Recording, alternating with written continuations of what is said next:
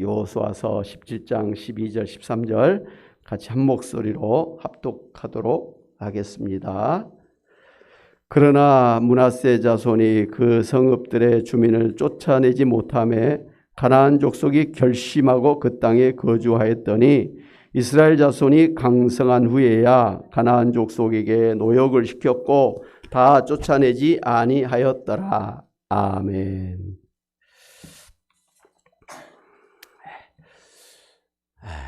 이스라엘 백성들이 가나안을 점령했지 않습니까? 그리고 이제 12지파에게 땅을 기업으로 분배를 해 주었습니다. 그럼에도 불구하고 이 가나안 족속들을 쫓아내지 못한 지역들이 아직 남아 있었다고 하는 사실을 우리가 눈여겨볼 필요가 있습니다. 첫째는 여호수아서 15장 63절에 보니까 예루살렘 주민 여부스 족속을 유다 자손이 쫓아내지 못하였으므로 여부스 족속이 오늘까지 유다 자손과 함께 예루살렘에 거주하니라는 말씀을 볼 수가 있습니다. 여러분, 유다 자손은 12지파 중에서도 다윗 왕의 출신 지파였고 또 이 지파를 통해서 예수님이 구원자로 탄생하실 정도로 하나님의 사랑을 가장 많이 받았던 그런 지파였습니다. 그래서 이 가나안 땅을 분배받을 때도 가장 먼저 분배를 받았을 뿐만 아니라 그들이 분배받은 땅도 무려 123의 성읍이 되는 가장 비옥한 목초지와 그리고 풍성한 포도원이 있고 예루살렘을 포함하고 있었던 중요한 요충지였습니다. 그럼에도 불구하고 이 유다 지파가 예루살렘에 거주하고 있었던 이 여부스 족속을 쫓아내지 못하였는데 그것은 사실 여부스 족속이 워낙 강대했기 때문에 쉽게 정복할 수가 없었던 것은 사실입니다.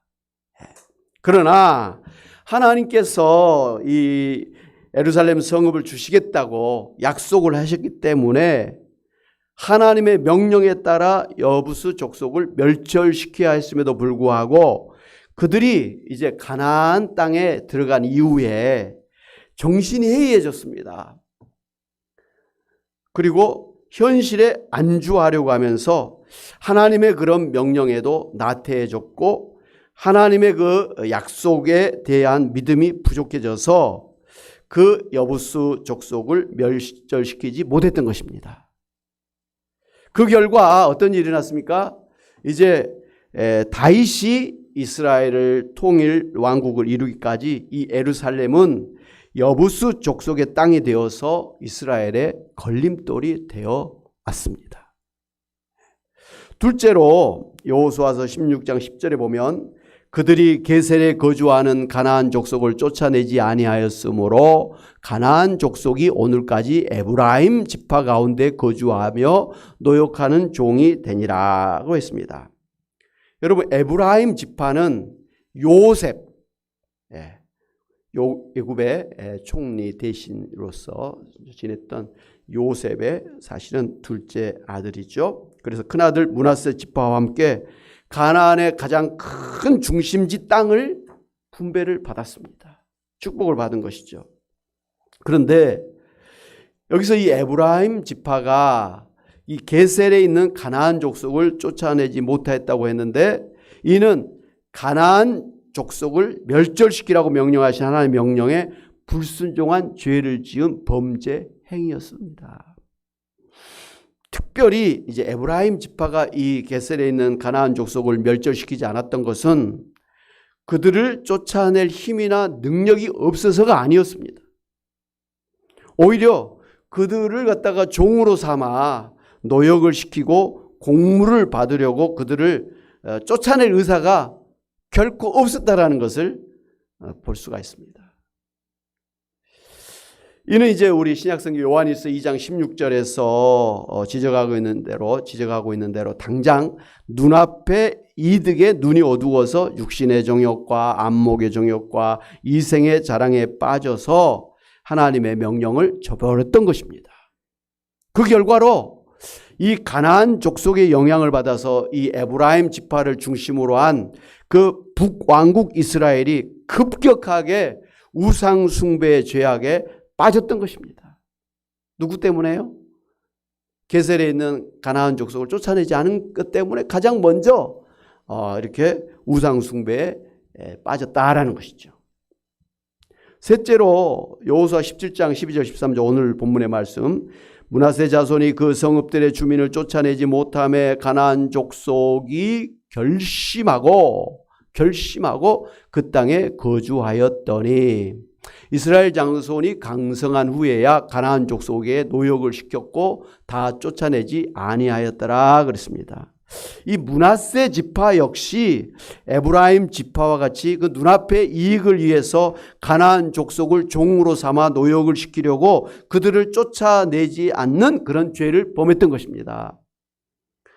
처음에 이 가나안 족속들은요, 이 므낫세 지파가 자신들을 당장 쫓아내지 않은 것을 보고서 이 므낫세 지파가 자기들을 갖다가 멸절시키려고 하는 의지가 약한 것을 깨닫고서 이 가나안 족속이 므낫세 지파와 함께 지금까지 자기들이 살았던 가나안 땅에서 살기로 굳게 결심을 해버렸습니다.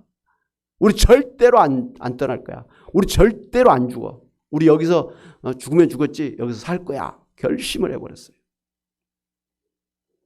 그러니까 이 므낫세 지파가 가나안 족속을 멸절시키려고 하는 의지보다도 가나안 족속들이 살아남기 위한 의지가 훨씬 강했다라는 것을 알 수가 있습니다. 그리고 이제 나중에 이 므낫세 지파가 강성해서 충분히 가나안 족속을 쫓아낼 수 있게 되었을 때에도 그들을 쫓아내는 대신에 오히려 그들을 종으로 삼아 노역을 시켰습니다.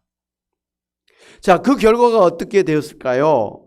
이 이스라엘은 여호수아서 23장 13절에 지적하고 있는 것처럼 이 가나안 족속이 이스라엘 사람들에게 올무가 되고 덫이 되고 옆구리에 채찍이 되고 눈에 가시가 되어서 마침내 하나님 여호와께서 이스라엘에게 주신 이 아름다운 땅에서 멸망하게 된 것입니다. 아주 비극적인 결과를 맞이하게 된 것입니다. 누구 때문에요? 가나안 족속을 쫓아내지 아니한 것 때문에 결국은 이스라엘 민족이 망하게 된 결과를 초래하게 되었다라는 것이죠.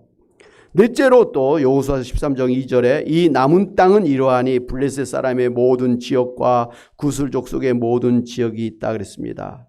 당시에 이제 이스라엘의 옆에 지중해가 있었거든요. 그 지중해 연안에 살고 있었던 이 블레셋 족속도 사실은 가나안 족속에 포함되어서 멸절의 대상이었습니다. 그런데 이 블레셋 지역을 갖다가 분배받았던 단 지파가 이 블레셋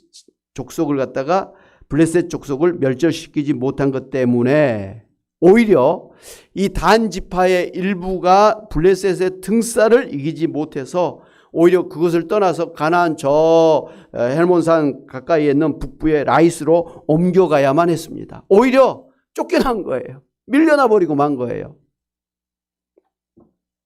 그래서 이 블레셋 족속은 이 이스라엘 사사시대 내내 이스라엘을 괴롭혔고 사울왕으로 시작됐던 이스라엘의 왕조 시대에도 계속해서 아주 껄끄러운 그런 대적자가 되었습니다. 여러분이 잘 알고 계시는 그 블레셋의 거인 장군 이 골리앗 때문에 이스라엘이 얼마나 고통을 당했었습니까? 예.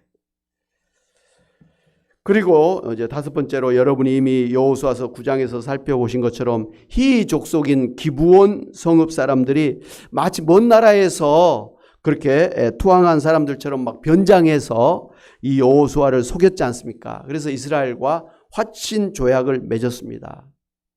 그래서 이스라엘 사람들이 기브온 성읍 사람들을 멸절시키지 못하고 그들과 함께 살게 되었습니다. 물론 이제 하나님의 은혜로 이 기브온 사람들이 이스라엘의 장막과 성전에서 이 장작을 패기도 하고 물을 깃는 것 같은 그런 일을 하는 이스라엘 백성의 종이 되었습니다만, 그들은 이 가나안의 중앙 지역을 차지하고 있어서 가나안 땅을 분배받았던 이스라엘의 12지파가 하나의 공동체로서 서로 왕래하고 유대 관계를 맺는데 암묵적으로 걸림돌이 되고 말았습니다. 겉으로는 뭐 큰 문제가 없는 것처럼 보였지만 결국 가나안 땅의 가장 중심지에 이 기브온 사람들이 딱 버티고 있었기 때문에 12지파가 이렇게 서로 자유롭게 왕래하고 또 교통하고 이런데 걸림돌이 될 수밖에 없었다라는 것이죠.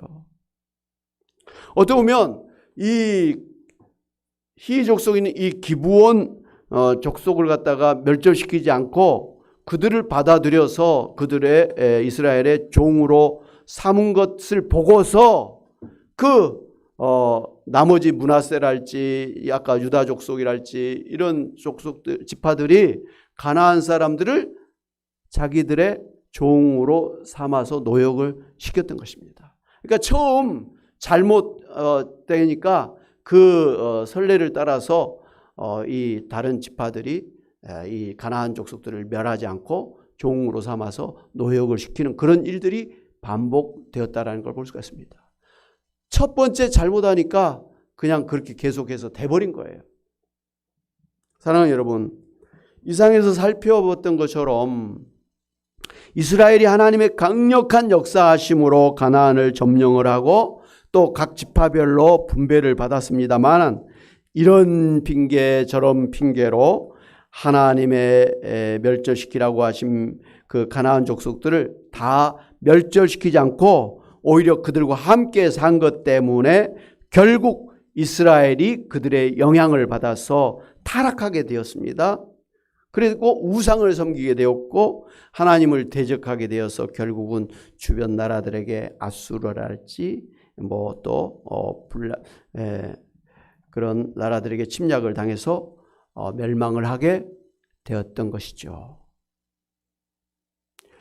그 뚝이 무너져 버린 것은 아주 작은 구멍이 새는 것을 방치했기 때문에 그게 커지고 해서 결국은 뚝이 무너졌지 않습니까?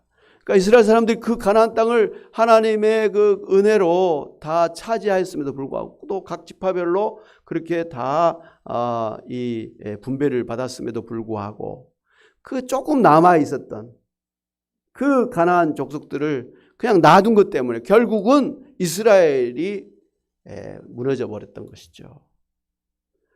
이럴 줄 알았다면 그냥 죽자 살자 가나안 족속들을 다 멸절시키지 않았겠습니까? 이럴 줄 알았다면. 그런데 괜찮을 거라고 생각하는 거죠. 설마 했겠죠?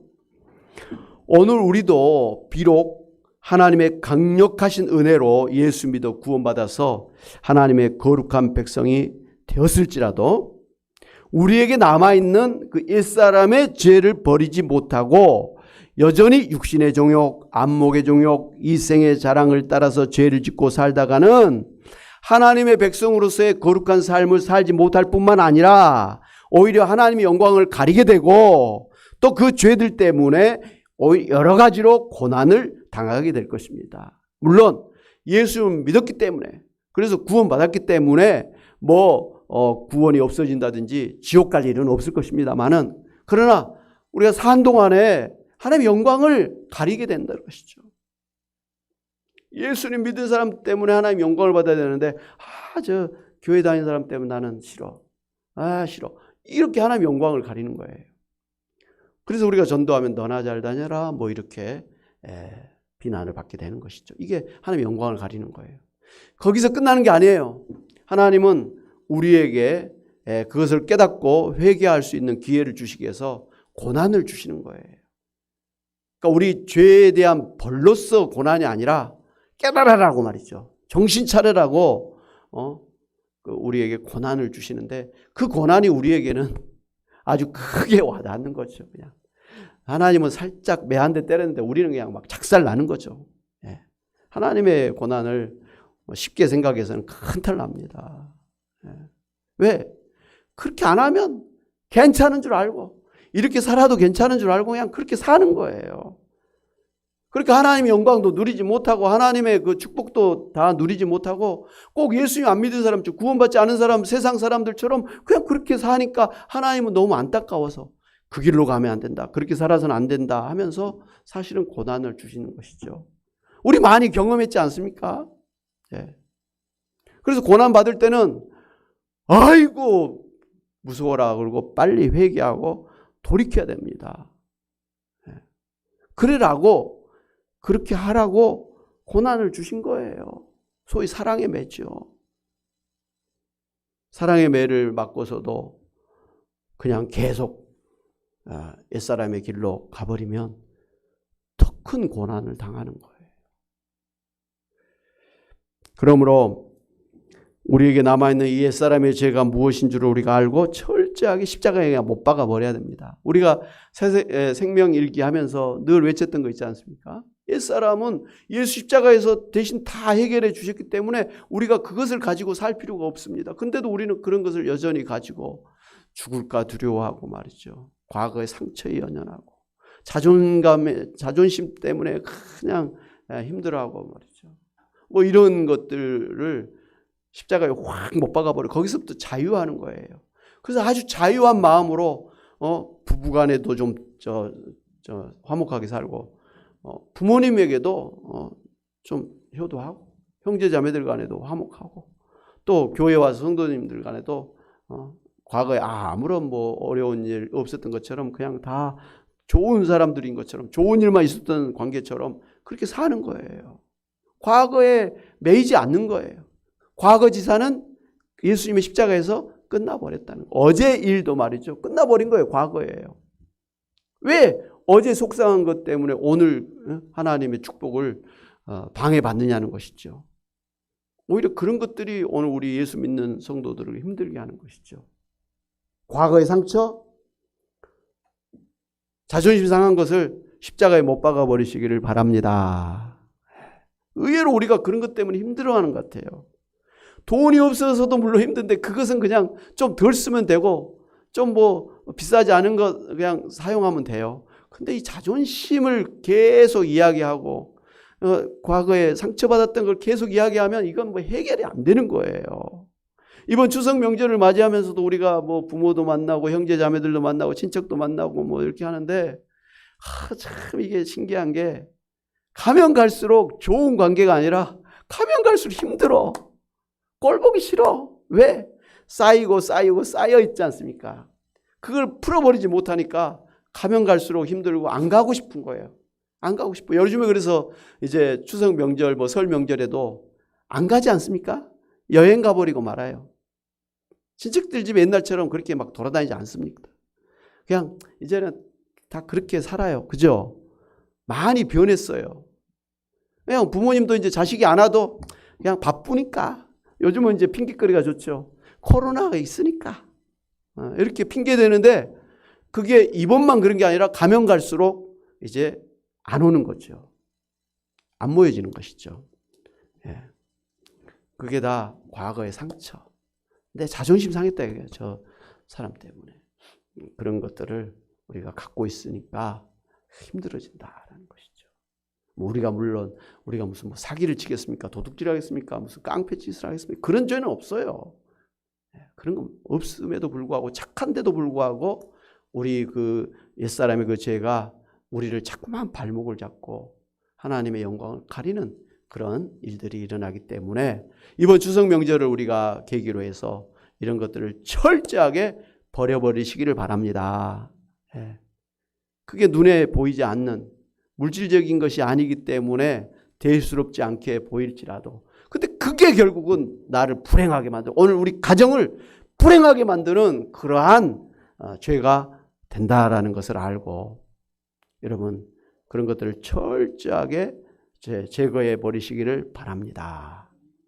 그래서 하나님의 영광을 마음껏 누리며 살아가시기를 주님의 이름으로 축원합니다. 아멘. 하나님 아버지, 이렇게 아름다운 추석 명절을 맞이했음에도 불구하고 우리가 부모님을 찾아가서 효도하는 것도, 형제 자매들과 함께 또 화목하게 모이는 것도, 또 자녀손들과 또 이렇게 이웃들과 어울리는 것에 많은 그런 거리감이 생긴 것을 고백합니다.